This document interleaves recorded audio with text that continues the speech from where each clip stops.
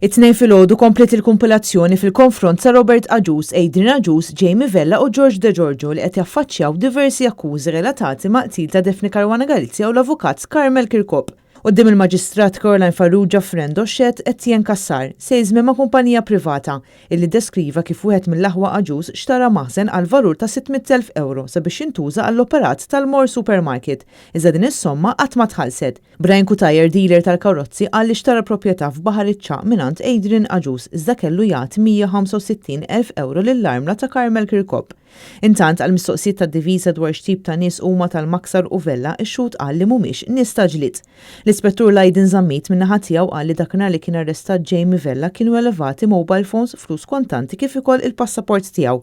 Min-naħa tiegħu is-Superintendent James Gregg qal li l-isplużjoni tal-karozza ta' Daphne Caruana Galizia seħħet aktar l-isfel fit-triq lejn il-Mosta, fejn il-vettura nstabet bejn 100 u 200 metru minn fejn seħħet l-isplużjoni.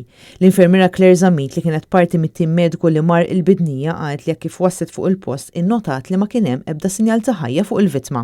Diversi uffiċjali tal-Forzi Armati ta' Malta qalu li dakinhar li saru tfittxijiet fit-tinda tal-patata fil-Marsa instabu numru ta' mobile phones sabab kollox u ma deskrivew ukoll ix-xena li raw meta waslu fuq il-post fejn seħħet l-isplużjoni tal-karozza ta' Daphne Caruana Galizia. Is-seduta ġiet aġġornata għat-tlieta fit-8:09 ta' filgħodu.